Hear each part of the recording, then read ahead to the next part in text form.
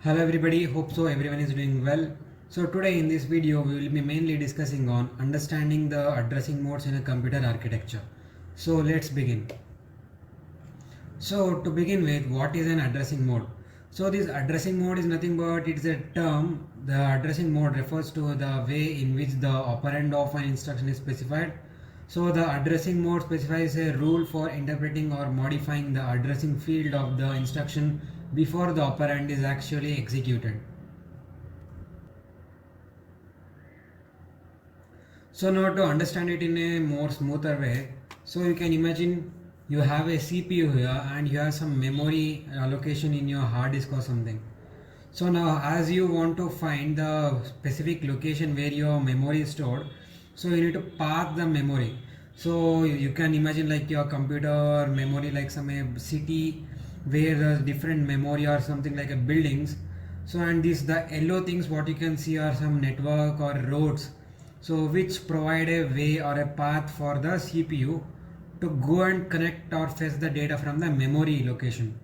So if you can, as you can see, you have the path in a blue color line as the CPU is trying to find the location. So the red color pin what you can see is the location where we need to reach, and the CPU will travel to the location where we have pinned and it will find the shortest possible route there. Now when we come to the addressing modes, we have three types, that is the register based, and we have the memory based, and we have the hybrid registers or the hybrid addressing modes. So when it comes to the register based, again we have a two classifications in them. So that is the register addressing, and also we have a register indirect addressing. And even in the memory based system we have like three classifications, so one being the immediate and another is the direct and the indirect. So in the hybrid system we also have like two classifications, so one being the indexed and another being the base register. So now to begin with the base register, so in base register, first thing let's go to the direct register first. So in the direct register, as you can see, the operand address is given explicitly in the instruction.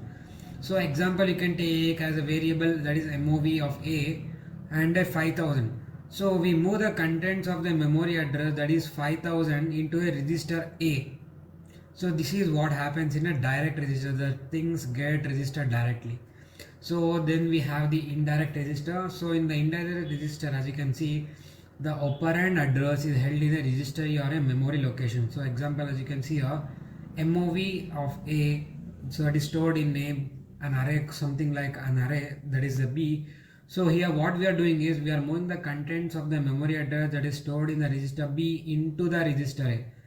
So this is some kind of indirect thing. As you can see, to the direct thing we haven't specified any memory address like 1000, 2000 or 5000. Instead we are using a array or an array type of thing, so which is like we are calling like a variable B which will be stored to the variable A. Then we have the memory based. So in the memory based, as we have seen, we have like three classifications. So first one being the immediate. So in the immediate operand is specified explicitly in the instruction. As you can see here, again example we have MOV A #5. So we move the value 5 into a register A. So the next thing what we have is a direct, but this is in a memory based thing. So here the operand address is given explicitly into the instruction. Same thing we are doing. So but here the difference is we have here is MOV of A, that is equal to 5000. So it basically moves the contents of memory address 5000 into the register A. Then we have the indirect. So in the indirect, operand address is held in a register or memory location.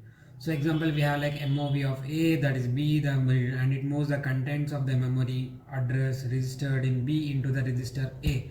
So as you can see, it's a bit similar to the register based, where we have the direct and indirect register, and similarly you can compare it with the memory based with a smaller minute differences. Then we have the hybrid navigators. So in the hybrid mainly we have like two types, that is the indexed and the base register.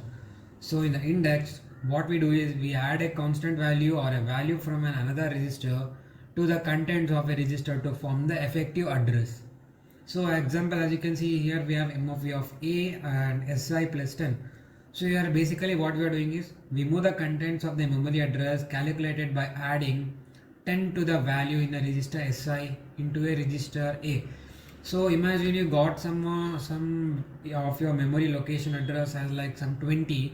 So add a variable, add another value that is 10. So 20 plus 10 is equal to 30, and this 30 is the place where your location is where your memory location is present, and it will be moved to the A, or it can be registered. It will be moved or registered. Basically, you can consider it like that.